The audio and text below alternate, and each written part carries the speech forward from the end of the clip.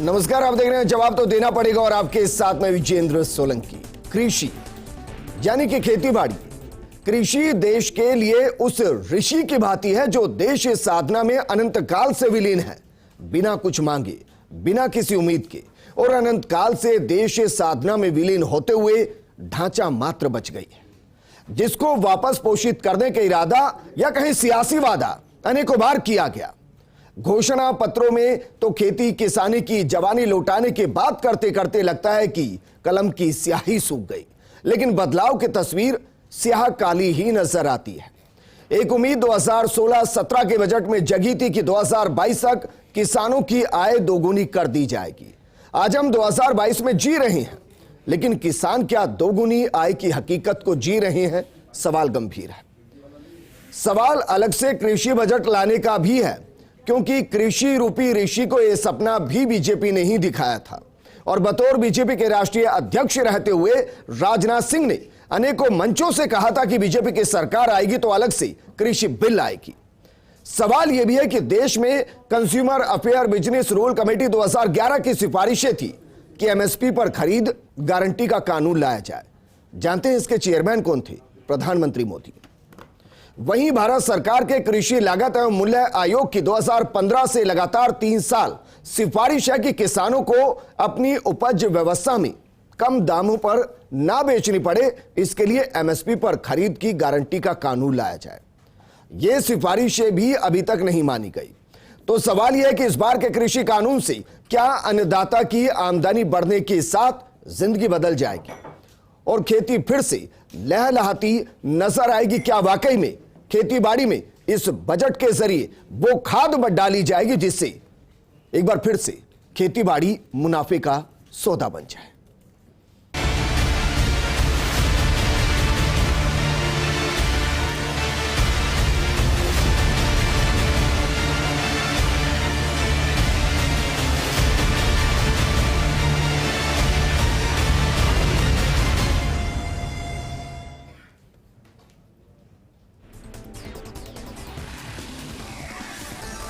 हकीकत यही है कि आंकड़ों में जाएंगे तो गन्ने के खेत के जैसे उलझ जाएंगे, क्योंकि बजट की हकीकत कहती है कि 2013 में धान की खरीद 63,000 करोड़ की हुई थी।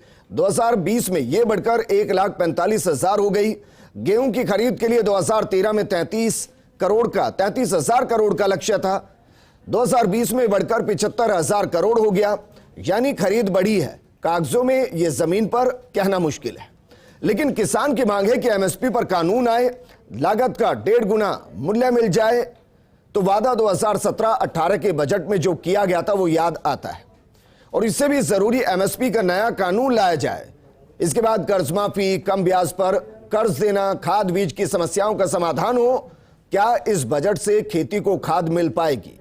इस मुद्दे पर बात करने के लिए बेहद खास पैनल हमारे साथ मौजूद हैं केंद्रीय राज्य कृषि मंत्री कैलाश चौधरी जी। हमारे साथ मौजूद हैं कांग्रेस नेता और जयपुर उप जिला प्रमुख मोहन डागर जी।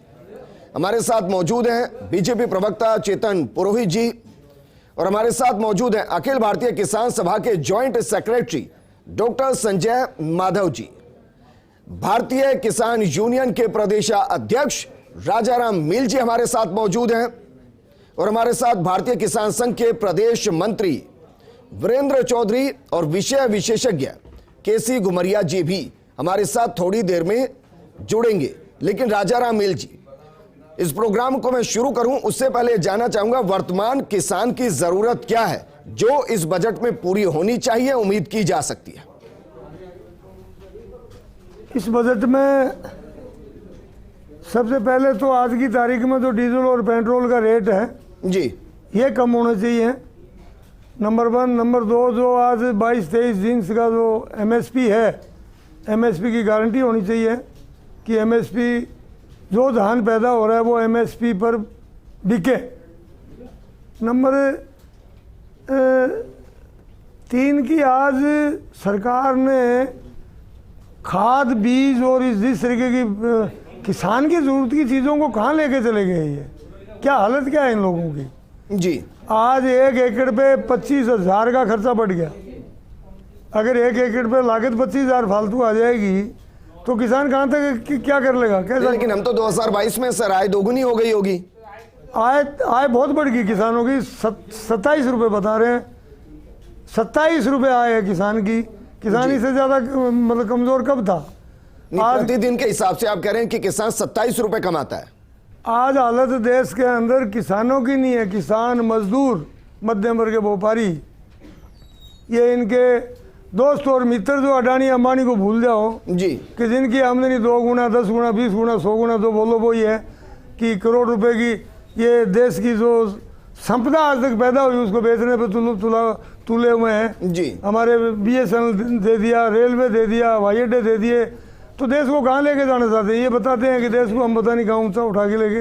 देश की हालत बड़ी ख़राब है जी, पोजीशन बहुत ख़राब है। गरीबी रेखा से नीचे 23-24 करोड़ लोग आ गए, बेरोजगारी 50% होली जी, और बेरोजगारी 50% के ऊपर है। और ये कह रहे हैं हम 82 करोड़ लोगों को 5 किलो अनाज दे रहे हैं। 5 किलो अनाज 100 रुपये का होता है, क्या है 5 किलो अनाज? कुछ नहीं चाहिए, किसान को MSP चाहिए जी। किसान को MSP की गारंटी दें, और जो फसल बीजे उसको पता हो कि मेरी फसल इस भाव बिकेगी। ठीक है सर, क्योंकि हमारे साथ केंद्रीय कृषि राज्य मंत्री कैलाश चौधरी जी जुड़े हुए हैं। कैलाश चौधरी जी, केंद्रीय बजट से देश का किसान सरकार से क्या उम्मीद रखे? क्या उम्मीद रख ले 2022 में आय दोगुनी हो जाएगी?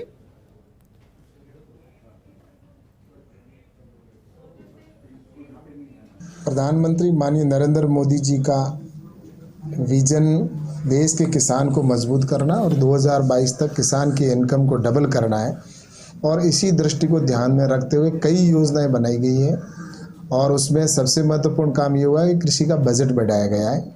जहां 2013 के अंदर कृषि का बजट सिर्फ 22,000 करोड़ रुपए था, वह आज बढ़कर लगभग 1,23,000 करोड़ कर दिया गया है, जिसमें एग्रीकल्चर इंफ्रास्ट्रक्चर फंड है, या किसान सम्मान निधि का पैसा देना हो, MSP को 1.5 गुना करना हो, और आने वाले समय में एग्रीकल्चर इंफ्रास्ट्रक्चर के फंड के माध्यम से किसान को अधिक से अधिक अपने फार्म गेट पर सुविधा उपलब्ध हो, मार्केट से लिंकअप हो। और इस दृष्टि से ध्यान में रखते हुए 10,000 FPU बनाए जा रहे हैं, और इस बार का जो बजट आएगा और वो निश्चित रूप से किसान लेकिन सवाल मेरा ये है कि क्या वाकई में बजट बढ़ने से किसानों की आय दोगुनी हो जाती है? सवाल तो इन सबके बीच में ये भी बनता है कि महत्वपूर्ण कदम क्या उठाए जा रहे हैं दिशा में कि किसान आगे बढ़ता हुआ तो नजर आए कम से कम।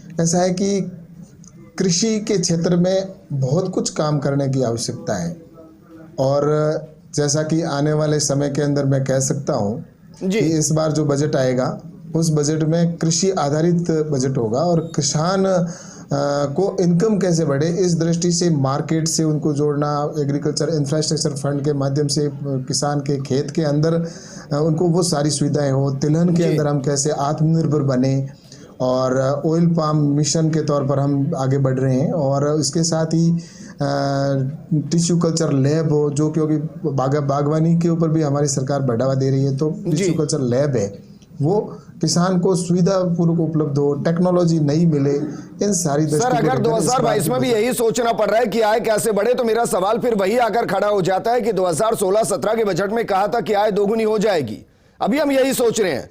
चेतन पुरोहित जी, ये बताइए कि अगर अभी भी हम यही सोच रहे हैं कि 2022 में ये कहा गया था कि आय दोगुनी हो जाएगी और हम सोच रहे हैं आय कैसे बढ़ाई जाए, सर किसानों के साथ इससे बड़ा धोखा तो बीते 5 सालों में कुछ हो ही नहीं सकता। वो हमारे साथ अभी जुड़ नहीं पाए, उनको जोड़ेंगे। लेकिन मोहन डागर जी, किसानों के साथ लगातार छलावा होता है, उनको अगर एक MSP दे दिया जाए और MSP कानून की गारंटी दे दी जाए तो बहुत कुछ बदल सकता है। आपको लगता है इस बजट में कम से कम ये उम्मीद की जा सकती है, क्योंकि 3 कृषि कानूनों की विड्रॉ के बाद MSP सबसे बड़ा मुद्दा था जिस पर किसान ये चाह रहा था कि कानून कम से कम बनना चाहिए, उसके डर खत्म होने चाहिए। आपको लगता है ये हो सकता है इस बजट में? सबसे पहले तो मैं राजाराम जी की बात का समर्थन करता हूं। साथ ही जब से केंद्र सरकार सत्ता में आई है तब से किसान को लेकर ना तो कोई प्लानिंग है, ना कोई योजना है, ना धरातल पे कोई क्रियान्विति हुई है। केंद्रीय मंत्री जी अभी कह रहे हैं कि हमने बजट बढ़ाया है, लेकिन सही पूछो तो इन्होंने ये चीज़ें ढूंढी है कि किसान का कहाँ नुकसान हो सकता है और कैसे कैसे किसान को कमज़ोर किया जाए। देश में पहली बार किसान इतना कमजोर हुआ है और इतना कमजोर महसूस कर रहा है। ना इन्होंने किसान की आय दुगनी करने की बात की, लेकिन किसान की आय वो भी नहीं बची जो किसान की आय पहले थी। इन्होंने एमएसपी का नाम लेकर देश में सरकार सत्ता में आए, लेकिन एमएसपी से इनका कोई लेना देना नहीं। पहले कम से कम कुछ तो खरीद होती थी कहीं भी विपरीत परिस्थितियों में, लेकिन पहली बार किसान इतना ठगा सा महसूस हुआ है। लाइन में लगा रहा, संघर्ष करता रहा, लेकिन एमएसपी का इनका कोई डिसीजन नहीं हुआ अभी तक। डीजल पेट्रोल की प्राइस इतनी ज्यादा हायर लेवल पे ले गए कि किसान ने ट्रैक्टर को खेत पे चलाने से पहले 4 बार सोचने लग गया जी कि मैं ट्रैक्टर आगे ले जाऊं नहीं ले जाऊं, क्योंकि इतना महंगा डीजल किसान खरीद ही नहीं सकता। प्राइस फर्टिलाइजर की इतनी ज्यादा ऊंची हो गई कि किसान फर्टिलाइजर खरीद ही नहीं पा रहा है, कृषि इनपुट खरीद ही नहीं पा रहा है। ले दे के ये योजनाएं बना रहे हैं सिर्फ पूंजीपतियों के लिए, उन मल्टीनेशनल कंपनियों के लिए। सरकार तो कह रही है कि हर साल 6,000 रुपए खाते में डाल रही है। कोई खाते में नहीं डाल रहे, ये थोड़ी सी लल्ला पोपी कर रहे हैं, थोड़ा सा पैसा किसान को देकर गुमराह कर रहे हैं। किसान का पैसा किसान को मिलना चाहिए। देश के हर उस व्यक्ति को, भारत के संविधान में सबको समानता का अधिकार है, लेकिन गिने चुने उद्योगपति 1 घंटे में 90 करोड़ रुपए कमा रहे हैं और किसान ने पूरी जिंदगी में भी लाख रुपए नहीं देखे जी। ऐसी किसान की स्थिति। ठीक है संजय माधव जी, सर आपसे मैं समझना चाहूंगा, क्योंकि जब हम बजट की बात करते हैं तो उसके एक प्रपोर्शन की बात करते हैं। देश के प्रपोर्शन की बात करेंगे तो 70 से 75% आबादी ऐसी जो गांव में बसती है और जो खेती बाड़ी पर निर्भर है।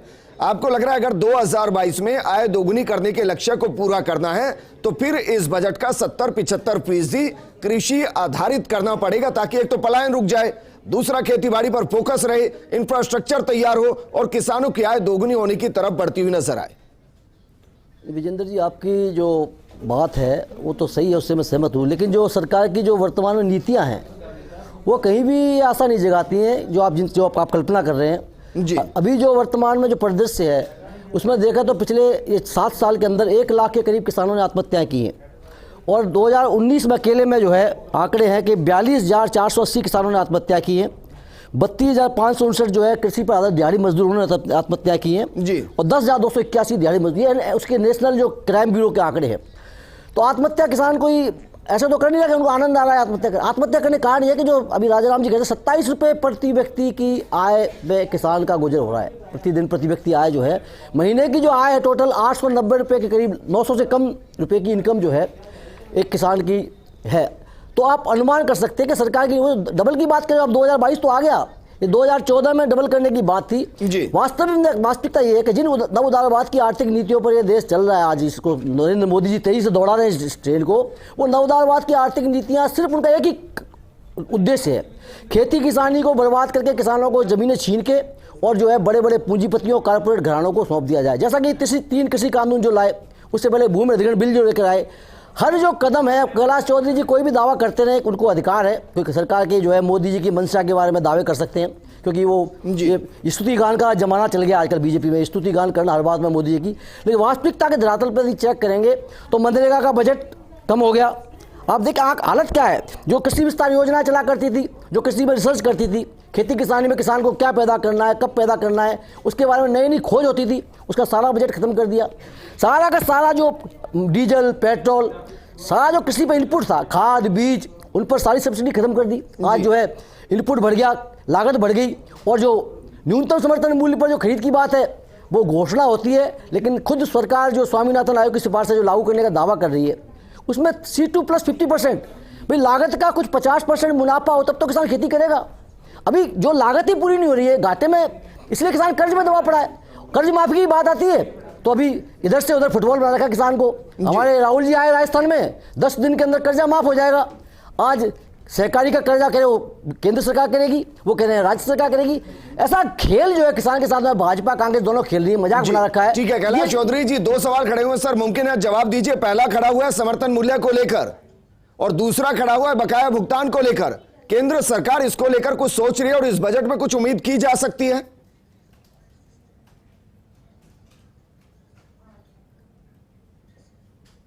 देखिए, एमएसपी के अंदर पहले तो आप सब जानते हैं कि किस तरह से एमएसपी मिलती थी, लेकिन प्रधानमंत्री माननीय नरेंद्र मोदी जी के प्रधानमंत्री बनने के बाद में एमएसपी को 1.5 गुना किया गया है और आज किसान को उसकी रेट लगातार बढ़ रही है। और जैसा कि प्रतिवर्ष चाहे खरीफ हो या रबी की फसल आती है तो उससे पहले एमएसपी को बढ़ाया जाता है और एमएसपी को, जिससे कि किसानों को आज इसमें इनकम में बहुत सहायता। सर, कौन सा इजाफा? 20 रुपए, 25 रुपए, 30 रुपए? लेकिन सवाल यह है कि आप ये कह रहे हैं कि किसानों की आय बढ़ रही है और राजाराम जी कह रहे हैं कि प्रति व्यक्ति आय ही सिर्फ 27 रुपए बढ़ी है। केसी घुमरिया जी, सर वर्तमान हकीकत क्या है? देखिए, बजट पर विश्लेषण तो होगा बजट आने के बाद, लेकिन बजट पर उम्मीदें क्या की जाए ताकि किसानों को राहत मिले? इसमें कोई किंतु परंतु नहीं कि देश की रीढ़ की हड्डी आज भी किसान है। बिल्कुल 49% जो पॉपुलेशन अभी भी खेती किसानी पे निर्भर है, और यदि सरकार रियली किसानों का फ़ायदा देखना चाहती है, किसानों का भला चाहती है, तो मैं सजेस्ट करूंगा कि सबसे पहले तो केंद्र सरकार और राज्य सरकार मिलकर के और जो भी समझ आपस में बनाएं, लेकिन किसानों के पूरे लोन हैं उनको एक मुश्त माफ़ करना चाहिए, उनको बिल्कुल उऋण करना चाहिए और एक नई ज़िंदगी की शुरुआत उनके लिए होनी चाहिए जी। दूसरा, जब तक जो है एमएसपी को कानूनी दायरे में लागू नहीं करेंगे और उसको सज़ा का प्रावधान नहीं करेंगे उल्लंघन करने वालों के खिलाफ, तब तक किसान का असली विकास नहीं हो सकता। यदि किसान के हाथ में पैसा आएगा तो अपने आप समृद्ध होगा, उसको 6,000 रुपये सालाना की जरूरत नहीं पड़ेगी, जो कि 17 रुपये दिन के पड़ते हैं। आप समझ सकते हैं 5 लोगों की फैमिली भी हो तो 17 रुपये में तो चाय भी नहीं पी सकते। नहीं, लेकिन वो तो एड ऑन है ना सर, वो तो आपका जो खेती बाड़ी हो रहा है उससे अतिरिक्त है ना। नहीं, वो तो एड ऑन पैसा है, लेकिन वो ना के बराबर है। इससे अच्छा तो उसको उसके पैरों पे खड़ा करो ना। हम ऐसी चीज करें, हम क्यों नहीं पूरे देश में सर्वे करवा के और कौन से जिले में क्या पोटेंशियल है खेती का, उसका सर्वे कर कर एग्रो बेस्ड इंडस्ट्री क्यों नहीं करते हैं? हम एग्रो बेस्ड इंडस्ट्री बनाई जाएगी, उन एरियाज में स्पेसिफिक इंडस्ट्रीज डाली जाएंगी, तो वहाँ किसान की इनकम भी बढ़ेगी, उसको वहाँ सेल मार्केट मिलेगा। आप ये कह रहे हैं जो रोजगार भी मिलेगा। जो कानून सरकार लेकर आई थी वो सही था, आप ये कह रहे हैं? कौन सा? कॉन्ट्रैक्ट फार्मिंग का जो कानून लेके आई थी, आप ये कह रहे हैं? उसमें तो ये कुछ लोगों के हाथ में स्वामित्व दे रहे थे, किसान को उल्टा जो है पराधीन बनाने जा रहे थे। कानून ऐसा होना चाहिए जिसमें बैलेंसिंग हो, जिसमें न्याय हो। आप एक पक्ष को फायदा पहुंचाने के लिए कानून बनाओगे तो कैसे चलेगा? कानून ऐसा बनाओ जो सबके लिए, सबकी राय से बने और सबके फायदे। विषय विशेषज्ञ आपको लगता है कि एक पक्षीय था? वो एक पक्षीय, बिल्कुल एक पक्षीय था। आप देखिए कि बाहर जो मंडी लगेगी उसमें टैक्स नहीं लगेगा, सरकारी मंडी में टैक्स लगेगा। जो यदि कोई डिस्प्यूट होगा तो सिर्फ वो एसडीएम के पास जा पाएगा, वो सिविल कोर्ट में भी नहीं जा पाएगा। और यदि उसके ज़मीन पे लोन लिया गया है तो उसकी ज़मीन को नीलाम करने का हक होगा लोन देने वालों को। तो ऐसी काफ़ी चीज़ें उसमें थी जो किसान को उसकी ज़मीन से हाथ धोना पड़ सकता था जी। तो आप बताइए उसे कहाँ फ़ायदा होने वाला था? वहाँ तो सिर्फ और सिर्फ कुछ उद्योगपतियों को फ़ायदा देने के लिए स्कीम बनाई गई थी। आप ऐसा क्यों नहीं करते? उन्हीं उद्योगपतियों को ये कहा जाए कि आप एग्रो बेस्ड एरियाज में शीतगृह खोलिए, आप और जो गोडाउन खोलिए और खेती किसानों को ही करने दीजिए जी, और उनको आप फैसिलिटी प्रोवाइड करिए, आप भी कमाइए और उनकी भी इनकम बढ़ेगी। आप ऐसा क्यों नहीं करते हो? उनको तो खेती पे भी अधिकार होता है सर, वेयर हाउसेस का भी विरोध होता है। नहीं, वेयर हाउस तो विरोध होता है कि अडानी अंबानी के वेयर हाउसेस हैं। नहीं, उसका विरोध नहीं होता। विरोध हुआ कॉन्ट्रैक्टिव फार्मिंग करके उस पे खेती पे जो एक बहुत बड़ा चंक हमारी इकोनॉमी का है उस पे जो कब्जा करने की जो योजना बनाई गई थी उसका विरोध हो रहा था। आप वेयर हाउसिंग करिए ना, कौन मना कर रहा है? उसमें सब्सिडी दे गवर्नमेंट, इंडस्ट्री एग्रो इंडस्ट्री का रूप दिया जाए, उसको सब्सिडी दे। और दूसरे किसान भी यदि शीतगृह बनाते हैं, गोडाउन बनाते हैं, उनको लोन दिए जाएं। पंचायत खोल सकती है, आप ग्राम पंचायत और मनरेगा के तहत आप कोऑपरेटिव को बढ़ावा दीजिए। कोऑपरेटिव को क्यों लाना चाहते हो आप? किसानों की कोऑपरेटिव सोसाइटी बना करके उनके माध्यम से गोदाम खुलवाइए, कोल्ड स्टोरेज खोलिए, उनके खाद्य प्रसंस्करण उद्योग लगाइए, जिससे कि जो किसी का उत्पाद है उसको सेकेंडरी उत्पाद को लाभ मिले किसान को। उसके बजाय आप बड़े बड़े पूंजीपतियों को देना चाहते हैं, सारा मुनाफा वो कमाए।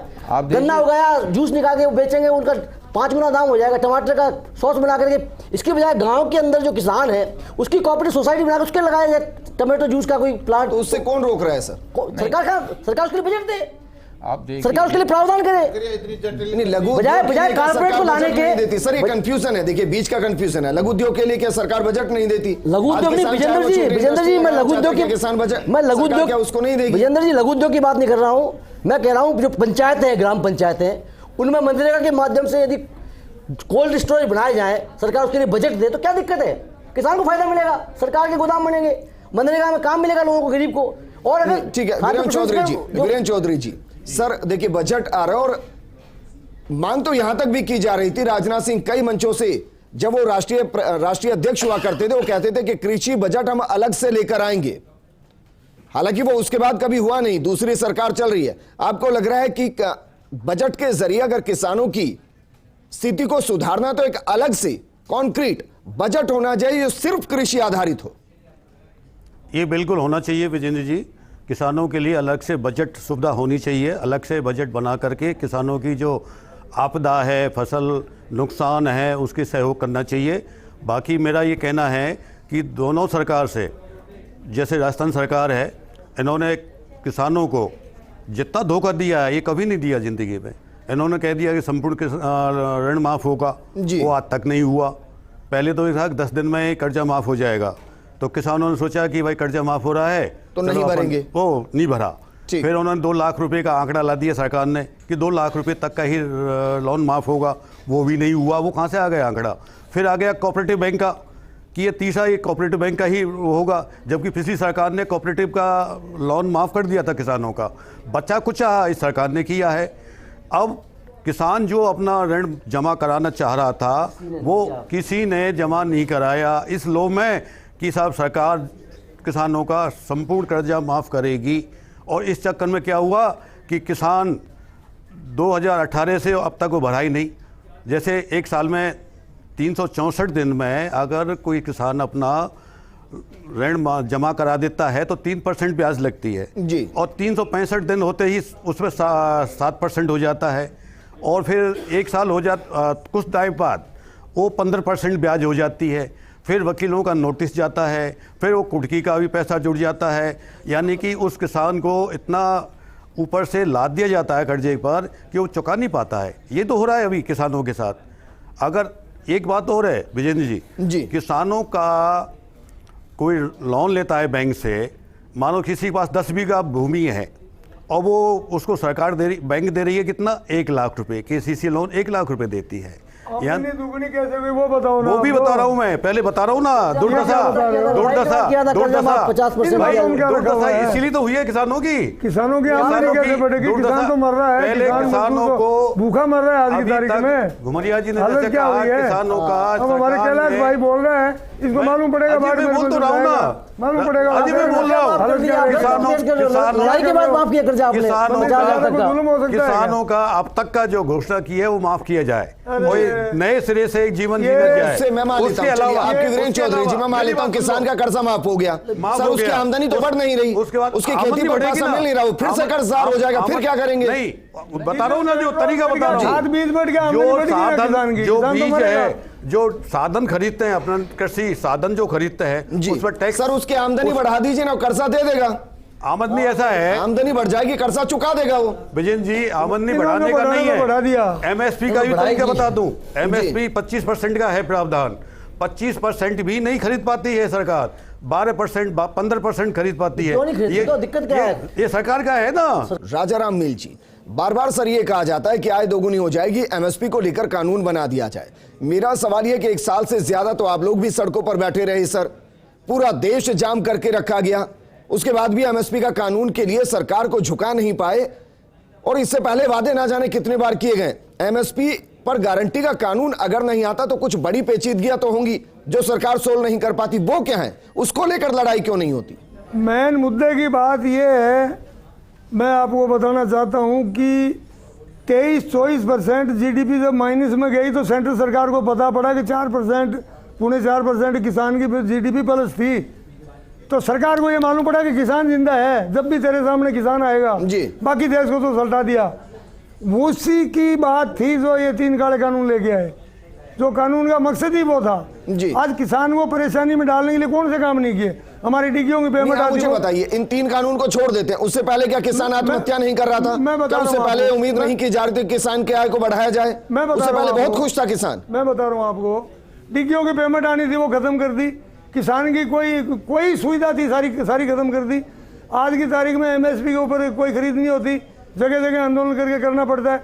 खाद का कट्टा, ये 5 किलो इसमें से ये खाद ही निकाल ली, क्या ये चोरी नहीं है किसान के साथ? इस तरीके के मामले किसान के साथ धोखा हो रहा है पूरे देश के अंदर है। और ये इस तरीके से देश को वापस धकेल दिया। आज की तारीख में मैं तो एक बात जानता हूँ कि SC/ST OBC के आरक्षण ही खा के पूरे देश का सारी चीजें प्राइवेट में चल जाएगी, नौकरी किसको मिलेगी जी। आज आपके यहाँ इतने कर्मचारी बैठे हैं, क्या तनख्वाह इनको वो मिल रही है तो पहले 2 साल पहले मिलती या 3 साल पहले मिलती? नहीं तो किसान यूनियन कर क्या रही है सर? सिर्फ 3 कृषि कानून वापस कराना मकसद था, वापस उसी दिशा में किसानों को ले जाना मकसद था। अगर इतना सब कुछ केंद्र सरकार किसानों के खिलाफ कर चुकी है तो किसान यूनियन सब कुछ कर रही है। 2 साल के अंदर यहाँ की सरकार ने ललाम किया था, उनकी ललामी इमीडिएट कैंसिल कराई और यहाँ सरकार से आदेश निकलवाया जी कि आज के बाद किसान राजाराम मील जी, मैं सियासी तौर पर बात नहीं कर रहा हूँ। राजाराम मील जी, मैं सियासी तौर पर बात नहीं कर रहा हूँ। सर मुझे बताएं ना, क्या दौसा के प्रकरण से पहले राजस्थान में बीते 6 महीने में क्या नीलामी नहीं हुई, क्या कुर्की नहीं हुई? उन किसानों का क्या होगा जरा बताइए, उनके लिए जिम्मेदार कौन है? हमारे सामने जो बात है जिस दिन मालूम पड़ा उसके बाद में हमने सारा कुछ इमीडिएट ये राकेश टिकैत आया दौसा गए और सरकार से वापस वही तो इशू है। दौसा में एक किसान का कर से कुर्की हो रही थी, सिर्फ एक किसान की। अलवर में उसी दिन 20 तारीख को रैनी गांव के अंदर 8 किसानों की कुर्की हो रही थी। कौन पहुंचा उनके पास जरा बताइए? भारतीय किसान यूनियन के पास कोई इतना जगह जगह वो सरकार तो है नहीं कि वायरलेस लगा के बैठी है, मालूम पड़ेगा हाथों हाथ जिस चीज के मालूम पड़ता है किसी के साथ जांचती हो रही है तो हम उसको किसी को नहीं बख्शते हैं, चाहे कोई भी सरकार हो। लेकिन मैं तो एक बात कहना चाहता हूँ कि सेंटर की सरकार का जो सोच और विचार और भावनाएं इस देश के प्रति और किसान के प्रति और मजदूर और मध्यम वर्ग के व्यापारी के प्रति, अडानी अंबानी के लिए सारी पीपल्स पार्टी चौधरी जी हमारे साथ में। कैलाश चौधरी जी, कहा जाता है कि बचपन में जो खाया जाता है बुढ़ापे तक काम आता है। ऐसा ही खेतों के अंदर जो खाद डाला जाता है वही फसल का निर्माण करता है। खाद तक को लेकर किसान अक्सर परेशान रहते हैं, लंबी लंबी कतारें दिखाई देती हैं। केंद्र सरकार क्या इस पर कोई स्पष्ट रुख रखेगी? इस बार तो यह भी देखने को मिला कि बाकायदा खाद के दाम बढ़ा दिए गए।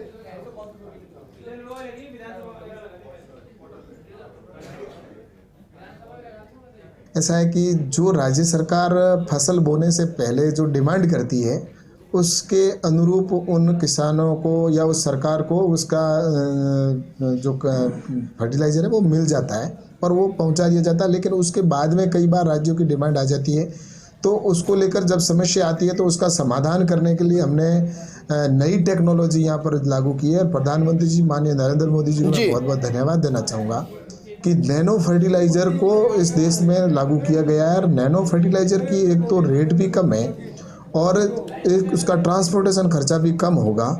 और नैनो फर्टिलाइजर्स देश में जब इजाद हो रहा है तो अब उससे मैं सोचता हूँ कि आने वाले समय में इस आने वाला समय कब आएगा सर? 2022 चल रहा है, आने वाला समय कब आएगा? हमारे साथ बीजेपी प्रवक्ता चेतन पुरोहित जुड़ गए हैं। चेतन पुरोहित जी, ये बताइए 2022 में जी रहे हैं, आय दोगुनी कर दी थी, कम से कम ये उम्मीद कर सकते हैं कि इस बार जो बजट होगा वो कृषि आधारित होगा, खेती आधारित होगा और मैक्सिमम बजट खेती पर आधारित करके ये कोशिश की जाएगी कि किसानों को मजबूत किया जाए।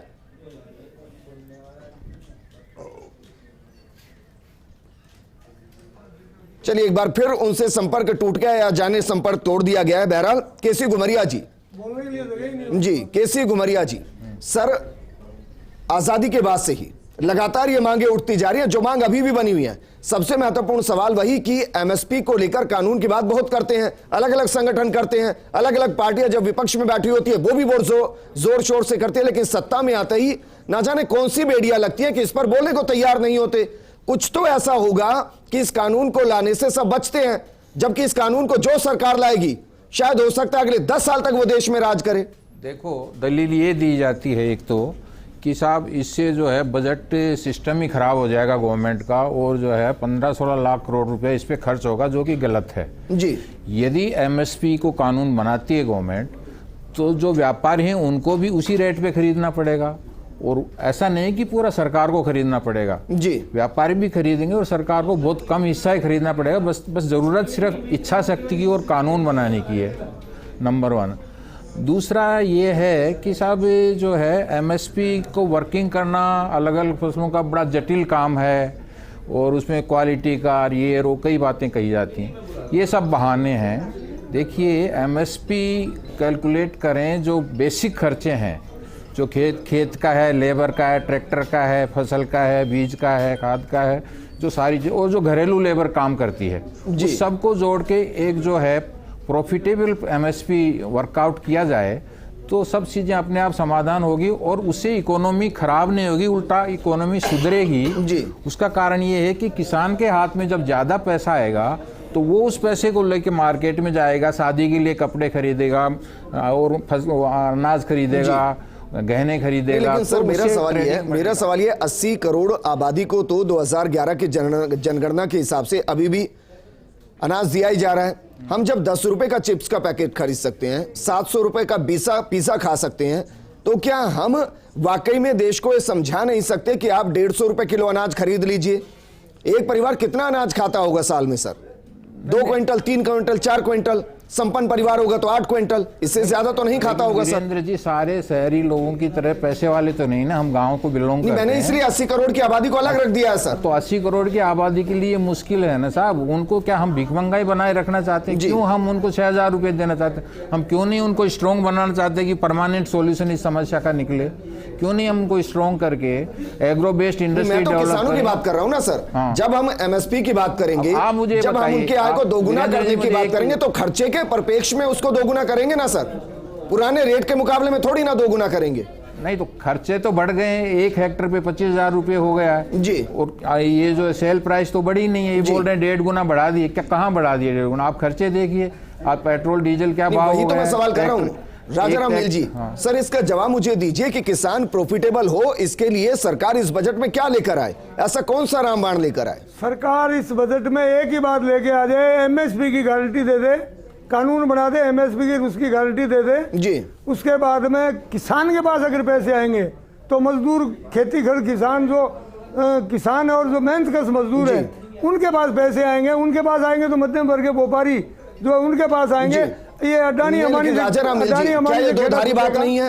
एक तरफ आप कहते हैं कि एमएसपी उनके खर्चे के हिसाब से बेहद कम है, उसका कानून की गारंटी दे भी देंगे, तो क्या आपको लग रहा है वर्तमान एमएसपी उसके खर्चों को निकालकर उसमें प्रॉफिट जोड़ता है?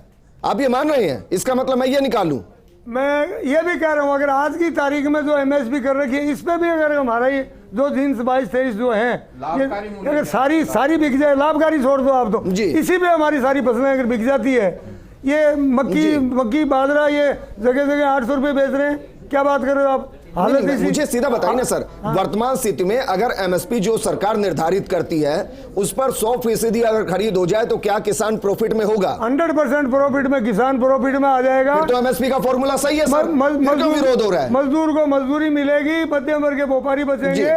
ये संजय माधव जी, अगर राजाराम मील जी की इस बात को मालूम, फिर तो प्रॉफिट का हिस्सा है एमएसपी। एमएसपी का क्या है इसमें जो विजेंद्र जी, इसमें 2 बातें हैं। नंबर 1 बात है कि न्यूनतम समर्थन मूल्य जो है वो इतना हो कि लागत प्लस 50 C2 प्लस 50% का जो फार्मूला है वो नहीं मिलता। ठीक है, एक बार राजाराम जी जो कह रहे बात ठीक है, काम चला, कुछ नहीं मिलने से तो अच्छा कुछ मिलेगा, लेकिन वास्तविकता ये है किसान को यदि किसानी को बचाना है तो C2 प्लस 50% जो स्वामीनाथन आयोग की सिफारिशें हैं उसके अनुसार वो हो। उसके बाद एक और भी महत्वपूर्ण बात है, ठीक है एमएसपी घोषित कर दी, लेकिन खरीद के लिए बजट, अभी बजट आ रहा है, इस बजट में कम से कम इतना बजटीय प्रावधान तो हो कि एमएसपी में खरीद के लिए खरीदा जा सके। लेकिन ऐसा थोड़ी ना सरकार 100% खरीदेगी। नहीं, ये कहां तक तर्कसंगत है मुझे बताइए। इतना भी सरकार खरीदेगी, लेकिन बजट में यदि प्रावधान होता क्या है, एमएसपी घोषणा होने के बाद में कभी बारदाना नहीं होता, कभी खरीद के नहीं खुलते। लेकिन मैंने अपने ओपनिंग इंट्रो में सर आंकड़े दिए थे, 2013 में गेहूं कितना खरीदा गया, कितने हजार करोड़ का, धान कितने हजार करोड़ का खरीदा गया, और 2020 में कितना खरीदा गया, सिर्फ 5-6%। एक बार फिर कोशिश कर लेते हैं। चेतन पुरोहित जी हमारे साथ जुड़े हैं। चेतन पुरोहित जी, अगर आप तक आवाज पहुंच पा रही हो सर, मुझे बताइए कि बीजेपी का जब विपक्ष में बैठती थी सबसे बड़ा एजेंडा होता था कि हमारी सरकार आएगी, एमएसपी का कानून लेकर आएंगे। सर दूसरी बार सरकार आ गई है, एमएसपी का कानून नहीं आया। कितनी कमेटी ऐसी गिनाऊं मैं जो बार बार रिकमेंड करती है कि एमएसपी को लागू किया जाए? इसका इस बजट में कर दीजिए। सर सरकार ने जो वादा किया था ना, वो ये किया था स्वामीनाथन कमीशन की रिपोर्ट को अगर भाजपा सरकार आएगी तो लागू करेगी। इन विपक्ष के मित्रों को कहना चाहता हूँ कि 70 साल तक इन्होंने क्या किया? स्वामीनाथन, अरे सर छोड़ दीजिए 70 साल को, आप ये बताइए 8 साल में क्या किया? थक गए हैं सुनते सुनते 70 साल में क्या हुआ सर? 70 साल की बदौलत ही आप 7 साल से सरकार में हैं, इसीलिए गंगा में डाल दिया उनको। चेतन पुरोहित जी, उन 70 साल की बदौलत ही आप 7 साल में हैं। ना और 70 साल में अटल बिहारी वाजपेयी जी का भी वक्त है, उसको भी बुरा मान रहे हैं। आप टीवी में बोल रहे हो ये 70 साल की देन है। नहीं स्वामीनाथन आप कमीशन की प्रधानमंत्री रिपोर्ट हैं, देश का संविधान है। भारतीय जनता पार्टी लागू की है और उसका फायदा क्या है ये बताता हूँ मैं आपको। बताइए सरकार सर। ने सबसे पहले बात करी थी किसानों की आय डबल करने की। सरकार ने क्या मैं 3 चीजें बताता हूँ आपको। सबसे पहले जितने भी फार्म इम्प्लीमेंट है उनकी सब्सिडी के जो रेट था उसको बढ़ाया केंद्र सरकार ने। Number 2 soil health card. Number 3 value addition services. Value addition sir क्या है? बाजरे का राजस्थान में बाजरे का प्रोडक्शन सबसे ज्यादा होता है। इसके लिए किसानों को ट्रेनिंग दी, बाजरे का केक बनाना, वो तो बाजरे के मजबूरी बिस्किट होगी बनाना, क्या? बाजरा उगाना। डबल हो गई जी चेतन पुरोहित जी सर प्लीज वो दूर बैठे हैं। अरे सर वो सुन नहीं पाएंगे। चेतन पुरोहित जी, चेतन पुरोहित जी, मैं 2 चीजें आपके सामने रख रहा हूं और सर दोनों प्रमाण हैं। मैं जिम्मेदारी से कह रहा हूं दोनों प्रमाण हैं। सुनिए सर जरा। बाकायदा 2011 में consumer affair business rule committee की सिफारिश थी कि एमएसपी पर खरीद गारंटी का कानून लाया जाए। जानते हैं इसके चेयरमैन कौन थे? मोदी जी। जानते हैं आप इसके बारे में सर? एक और आंकड़ा दे रहा हूं, 2015 से लेकर लगातार 3 बार कृषि लागत एवं मूल्य आयोग भारत सरकार, कृषि लागत एवं मूल्य आयोग भारत सरकार, इसकी रिकमेंडेशन है कि एमएसपी को लागू किया जाए। क्यों नहीं किया जा रहा? इस बजट में यही तो कह रहे हैं, कर दीजिए। अरे सर बाजरे की 2224 रुपए तय की थी एमएसपी। राजस्थान सरकार ने तो बाजरा खरीदा ही नहीं जी। अच्छा चेतन पुरोहित जी, आप तो गांव बस्ती में रहते होंगे सर, किसान बड़े धन्यवाद दे रहे होंगे कि साहब देखिए 2022 आ गया, आपने आय दोगुनी कर दी, पुरस्कार मिल रहे होंगे सर। अरे किसानों का आय दुगने करने के लिए मोदी जी कर रहे हैं, पहले किसने किया था? मैं बार बार आपको कह रहा हूँ एमएसपी की रेट बढ़ाई 1.5 गुना की। उसके बाद में किसान के जो जितना भी फर्टिलाइजर है, यूरिया को रेट किसने शुरू की? खरीद कितनी हो रही है? बोलते हैं जी। सिर्फ 6% खरीद। अब राज्य सरकार चुनाव में मोदी जी झूठ बोलने की मशीन है। ठीक है मोहन डागर जी, मैं पॉलिटिकल इसलिए नहीं जा रहा क्योंकि जिन कृषि कानूनों का विरोध कांग्रेस ने जमकर किया है, अगर मैं उनका 2018 का घोषणा पत्र सामने रख दूंगा, उसमें भी वही सब कुछ लिखा हुआ था कि हमारी सरकार आएगी तो ये लागू करेंगे। लेकिन छोड़ देते हैं सर। वर्तमान स्थिति में किसानों के भले के लिए कृषि बजट में क्या आपको लगता है कि मास्टर स्ट्रोक यही होगा कि एमएसपी को लागू कर दिया जाए, गारंटी कानून बना दिया जाए? बिल्कुल। अगर देश के किसानों को थोड़ा सा भी मजबूत करने की अगर किसी के मन में है और केंद्र सरकार की नैतिक जिम्मेदारी बनती है कि किसान की आय दुगनी करने की बोलकर ये लोग सत्ता में आए और अभी तक किसानों के साथ में धोखा कंटिन्यू, इसके अलावा कुछ नहीं किया, जिनकी नैतिक जिम्मेदारी बनती है कि एमएसपी को कानून बनाकर उसको लागू करें जी। और हर स्टेट में ये क्रय करना सुनिश्चित करें। इसके अलावा इनकी ड्यूटी बनती है कि ये फर्टिलाइजर की उपलब्धता सुनिश्चित करें, किसान को डीजल पेट्रोल कम रेट पर मुहैया करवाएं, क्योंकि करोड़ रुपए कमाने वाला भी उसी रेट पे डीजल पेट्रोल खरीद रहा है और एक किसान के पास में ट्रैक्टर खेत तक, घर से खेत तक ले जाने के लिए भी उसी रेट पे खरीद रहा है। ये किसानों के साथ में बहुत ठीक है वीरेंद्र चौधरी जी, क्योंकि मैं पॉजिटिव साइन की तरफ देख रहा हूं सर। अगर बयानों से किसानों की हालत बदलती तो शायद मुझे लग रहा है बहुत पहले बदल गई होती। जमीनी हकीकत को समझने की जरूरत, इसलिए मैं आपसे सवाल कर रहा हूं वीरेंद्र जी, 3 या 4 पॉइंट ऐसे बताइए जो इस बजट में शामिल हो और उससे कम से कम किसानों की आय दोगुनी की तरफ नहीं तो कम से कम मुनाफे की तरफ किसानों को लेकर चले जाएं। वो क्या घोषणाएं इस बजट में होनी चाहिए, प्रावधान होने चाहिए? विजय जी, किसानों की हालत जब तक नहीं सुधरेगी, जब तक लागत के आधार पर लाभकारी मूल्य नहीं मिलेगा जी। और इसलिए भारतीय किसान संघ ने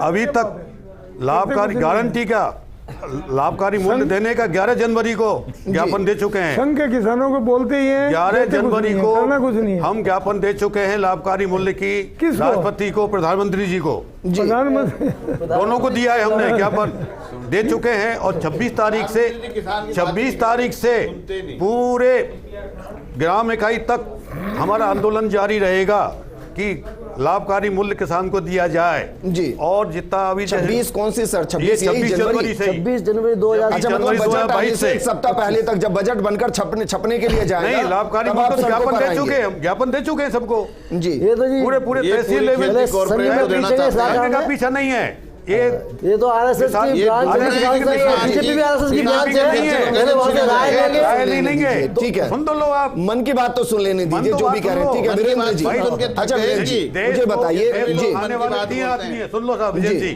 बैंक प्रशासन और राजनेता ये किसान को बर्बाद करने में लगे हुए हैं तीनों। बंद कर दो किसानों की, तीनों को। हाँ, इनको किसानों को बंद करो, आप सीधा नियंत्रण नेता ही हटा खा दीजिए। दीजिए सर। सुन लो वीरेंद्र चौधरी जी, किसान के ऊपर मतलब नियंत्रण नेता हटा लगे दो हुए हैं। आप। सर मतलब नेता लगे हुए हैं, प्रशासन उन्हीं के अंतर्गत कानून के हिसाब से काम करता है, नेता- बैंकों के हिसाब से नेता काम मोदी जी करता है, है, हाँ, तो तो वही नेता तो है लगे ना। हुए हैं। क्यों अभी जी। वो दौसा में जो है जमीन नीलाम क्यों हुई?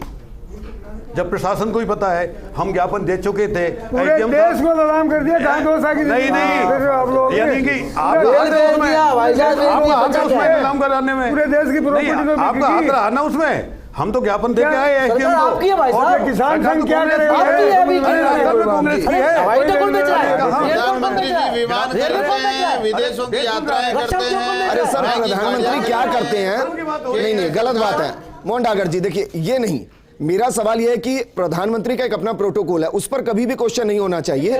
नहीं, लेकिन प्रधानमंत्री देश के किसानों के लिए क्या करते हैं, यह क्वेश्चन उनसे हो सकता है। संजय माधव जी, मेरी बात जी, सुन लो। हाँ सर, जल्दी से पूरा कीजिए। मैंने कहा है कि जबकि गहलोत सरकार को पता है कि उन्होंने घोषणा की है कि कर्जा माफी पर किसी की जमीन नीलाम नहीं होगी, फिर ये दौसा की कैसे नहीं, जमीन नीलाम घोषणा के हुई? हिसाब से काम जबकि थोड़ी ना ग्रामीण चलता है, बैंक, सर। वो तो ग्रामीण बैंक थी ना, सेक्टर के बजट कोई की नेशनल बात बैंक कर रहे नहीं थी हैं, वो तो नेशनल बैंक है। स्टेट का बजट खा गए केंद्र 15 बीघा सरकार। जमीन 7 लाख गिरवी रखी हुई है। स्टेट के उसका- वो मुख्यमंत्री बेच के चिट्ठी का अपना जवाब लोन- नहीं देते। अपना बेच के 1 बीघा बेच के भी अपना लोन चुका देता, मगर बैंक गारंटी वो नहीं देती है परमिशन 1 बीघा बेचने की, पूरी जमीन को गिरवी रखते हैं वो। ये अन्याय सर, क्यों किसान के की साथ? जमीन बेची ना जाए, हम बात इस पे कर रहे हैं कि किसानों की आय नहीं दोगुनी बे- हो। वो किसान ने वो बेचारा अपनी जमीन बेचकर मैं देता कर्जा हूं तीन चुकाएगा, तो सुझाव फिर जमीन आपको। पर पैदा नहीं, क्या करेगा? कोई जी। आश्वासन क्यों दिया पहले ये बताओ? कांग्रेस सरकार ने आश्वासन आपने भी दिया, किया था। बर्बाद क्यों 14 किया? में आपने भी कहा था, मोदी ने भी किसानों को तो कहा था, बर्बाद इसलिए किया सभी करते है, हो। सरकार ने किया है किसानों को बर्बाद। अच्छा, तो मतलब पूरे देश के किसान खुश हैं, आप ये कह रहे हैं? नहीं, हम तो नहीं, आप राजस्थान यही की कह बात रहे हैं ना, कर फिर इसका मतलब यही हो गया। और रही ऐसा लाभकारी ऐसा बात- किसान के समझ में एक बात आ गई, MSP किसान समझदार हो गया, जानकार हो गया। अब ये किसी को नहीं डालता, ना कांग्रेस को डालेगा ना MSP बीजेपी को डालेगा। विजयन जी, ये आपकी मन मर्जी और ना से किसान नेताओं करेगा को, और इनको आने वाले टाइम में सबको सब सिखाएगा। राजा राम मिल जी, और ना किसान नेताओं को, ये भी जोड़ दूं मैं इसमें, राजा राम मिल जी, और ना किसान नेताओं को साधेगा। किसान लेता है यदि नहीं नहीं, क्योंकि मिला क्या सर, देखिए ईमानदारी से काम नहीं जी। करेंगे तो ठीक हो। नहीं कुछ नहीं मिला। मेरी बात सुनो, किसान की पोजीशन बहुत खराब है। आज किसान मरता हुआ खेती कर रहे हैं, नहीं तो खेती करना कोई आसान काम पड़ा है क्या? बहुत मुश्किल काम विकल्प नहीं है। लेकिन किसान के एक बात समझ में आ गई कि आज सरकार से ऋण माफी की मांग क्यों नहीं करते? आज दिल्ली की सरकार क्या कर रही है, इस बात की किसान के समझ में आ गई। हिंदुस्तान के किसान के, मजदूर के और ये मध्यम वर्ग के, व्यापारी के, SC ST ओबीसी इन लोगों के सबके समझ में आ गई कि पूरे देश का तो ये आरक्षण खा के पूरे देश को अरे सर, बर्बादी को मुझे धकेल बताइए दिया। ना, अब तो ये बात अच्छा, ये तो हम मानेंगे, राजा राम मिल जी, ये फर्जी बात। राजा राम मिल जी, राजा राम मिल जी, कब तक राजा राम मिल जी, ये तो आप जानते हैं सर 2024 तक सरकार रहनी है और इसी सरकार को काम करना है, ये तो जानते हैं ना सर। मेरा सवाल ये है कि इस बजट में किसानों के लिए क्या हो जिससे कि किसानों को फायदा हो, खेती को क्या हो? MSP है कि MSP की गारंटी कानून बना दे, जी। इससे किसान अपने आप पैरों पे खड़ा हो जाएगा। किसान सब कुछ करना जानता है, किसी की लॉलीपॉप की ये देने तो की। ठीक है, राजा राम मिल जी, एक राजा राम मिल जी, मिनट, फर्स्ट इंडिया पर कहिए सर। ये 5 नहीं, नहीं किलो सर, नाज, ऐसा नहीं चलता मेरी है। बात सुनो, राजा राम मिल जी, 5 फर्स्ट इंडिया किलो पर कहिए, नाज, फर्स्ट और ये इंडिया पर ये 2000 एक लाइन तो कहिए सर, प्लीज। जरूरत नहीं है ठीक देश है के लोगों को। सर, एक लाइन तो प्लीज कहिए फिर, राजा राम मिल जी, एक लाइन तो कहिए फर्स्ट इंडिया पर कि वर्तमान जो MSP है वो मुनाफा है, कहिए सर। मैं कह रहा हूँ ना, ये आप ही कहिए ना सर। मुनाफा नहीं है तो 1100 बाजरी बिक रही है, 2100 बिकेगी ना, अरे सर, फिर ये वही मुनाफा बात। हो गया। आप ये कह रहे हैं कि अगर MSP का कानून आ गया तो किसान जी लेगा, हाँ, उसको पक्का। फायदा हो जाएगा। 100% किसान जिंदा हो जाएगा। किसान जिंदा नहीं होगा। ये लॉलीपॉप दे रहे हैं 2000 का, तो 5 किलो मुनाफा है ना नाज, सर, इसकी वर्तमान आवश्यकता स्थिति नहीं में। है। सब कमा के खाना चाहते अगर हैं। वो सर देखिए 100% वो हो रहा है नहीं हो रहा है, आप ये तो मान रहे हैं ना फिर कि MSP मुनाफा है, वर्तमान MSP में प्रॉफिट है, ये मान रहे हैं ना राजा राम जी आप? मैं कहता हूँ किसान को जिस आज भाव दे रखा उसकी गारंटी में उसकी फसल बिकेगी तो मुनाफा मान लेगा किसान। और MSP का है कैलकुलेशन ठीक से होना चाहिए। इसमें नहीं लेकिन केसी घुमरिया जी, ठीक है रुकिए प्लीज सर, केसी घुमरिया जी, देखिए मैं राजा राम मिल जी को इसलिए काउंटर कर रहा हूं क्योंकि मैं तो किसानों के हित की बात कर रहा हूं। अभी तक तो हम ये भी सुनते आ रहे थे कि MSP घाटे का सौदा है, इसमें लागत भी नहीं निकल रही है, इसमें प्रॉफिट नहीं है। अब अगर राजा राम मिल जी ये कह रहे हैं कि MSP पर गारंटी कानून आ जाएगा तो किसान को फायदा हो जाएगा, तो मैं तो यही मतलब निकालूंगा ना कि MSP वर्तमान स्थिति में प्रॉफिटेबल है। MSP से फायदा उस हालत में होगा कि उसकी लागत को ठीक से गिना जाएगा, फिर उस पर प्रॉफिट बढ़ा के एमएसपी वो थोड़ी ना कह रहे हैं, वो ये थोड़ी ना कह रहे हैं एमएसपी के नियम को बदला जाए, वो ये थोड़ी ना कह रहे हैं। विजेंद्र जी, नियम किसान गांव में पूरा परिवार, कानून तो बने, गांव में पूरा परिवार खेत में लगा रहता है, तो उस परिवार की मेहनत को कोई नहीं गिनता एमएसपी करते टाइम में, तो एमएसपी तो बढ़ानी पड़ेगी। आप बताइए फिर अगर खाद का कट्टा 45 किलो करके और उसको 1000 वाला 1800 में ले जाओगे तो एमएसपी में बढ़ानी पड़ेगी। वो सारी बातें आ जाएगी, कानून बने। प्रोग्राम को क्लोज करना है, लेकिन कैलाश चौधरी जी, एक बड़ा मुद्दा देश के सामने आजादी के बाद से ही कृषि बिजली कनेक्शन का है। हालांकि मुद्दा तो बिजली का भी है कि रातों में बिजली दी जाती है, सर्द रातों के बीच में, हाड़ कपाती सर्दी के बीच में, लेकिन कृषि बिजली कनेक्शन का भी एक बड़ा मुद्दा है सर। इसको लेकर सेंटर को सोच रहा है, नहीं सोच रहा, कोई पॉलिसी एग्जीक्यूट करेगा या नहीं करेगा?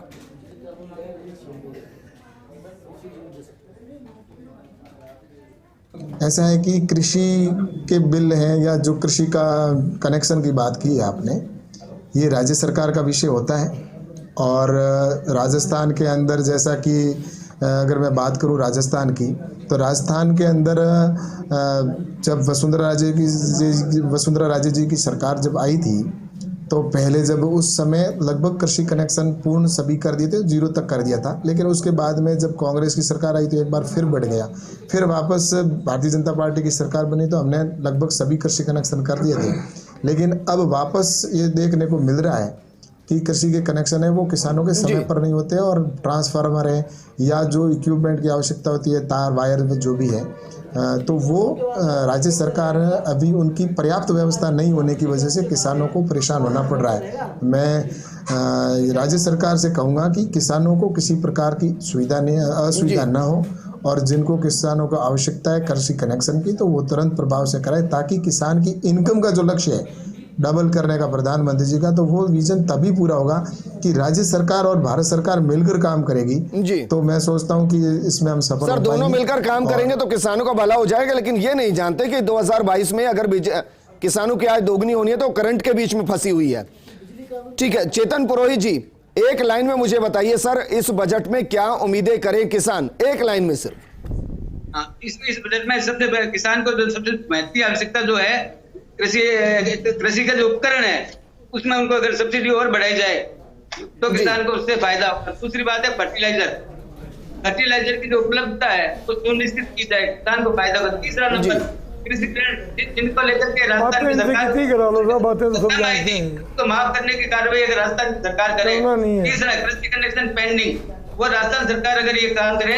ठीक है सर, मैं बार बार बात करता हूं केंद्र की, आप आ जाते हैं प्रदेश पर, लेकिन ठीक है, आपने कुछ सजेशन दिए। मोहन डागर जी, एक लाइन में मुझे बताइए, इस बजट में क्या उम्मीदें दिखाई दे रही हैं जो पूरी हो जाएगी? एमएसपी का गारंटी कानून बने और उसका मूल्यांकन ठीक से हो। जो गवर्नमेंट के टैक्सेज हैं एग्रीकल्चर इनपुट्स पे, फर्टिलाइजर, एग्रो इक्विपमेंट, सारी चीजों पर वो कम हो बल्कि माफ कर दिया जाए। और डीजल पेट्रोल किसान को सस्ता मिले। ठीक है, डीजल पेट्रोल उसको सब्सिडाइज किया जाए। ठीक है, उसको सब्सिडाइज किया जाए। राजाराम मील जी, क्योंकि 3 कृषि कानूनों की वजह से बीजेपी वैसे ही क्वेश्चनेबल हो रही है किसानों की नजरों में। हालांकि बीजेपी कहती है ऐसा कुछ नहीं है, लेकिन ठीक है, आपको लग रहा है उसके डैमेज कंट्रोल के तौर पर यह बजट आ सकता है? बजट इनको देना चाहिए। आज डीजल पेट्रोल जो अभी बताई इन्होंने बात डागर साहब ने जी, ये बातें लागू करें। और मेन मुद्दे की बात यह है कि एमएसपी का कानून बने नंबर 1 पे जी। सरकार एक इस बात पे आ जाए पहले, उसके बाद में रेट की मूल्यांकन ये होते रहेंगे। जो चीज़ महंगी आएगी तो रेट भी बढ़ाने पड़ेंगे जी। इस बात पे आ जाएं, बाकी चीज़ें डीजल पेट्रोल खाद ये चीज़ें कम करें। किसान को तो मार रखा है इन्होंने, दुनिया भर के टैक्स वैक्स लगा दिए, किसान कहाँ पर ही याद। ठीक है, शुक्रिया हमारे साथ जुड़ने के लिए। तमाम मेहमान हमारे साथ जुड़े, आप सभी का शुक्रिया। मकसद ये था कि किसानों की वर्तमान स्थिति को समझते हुए भविष्य में कैसे किसान खुशहाल हो सकता है, इस बजट में उससे क्या उम्मीदें की जाए और क्या वाकई में खेती बाड़ी में वो खाद मिल सकता है जो किसानों की जिंदगी को एक बार फिर से खुशहाल कर दे। नमस्कार।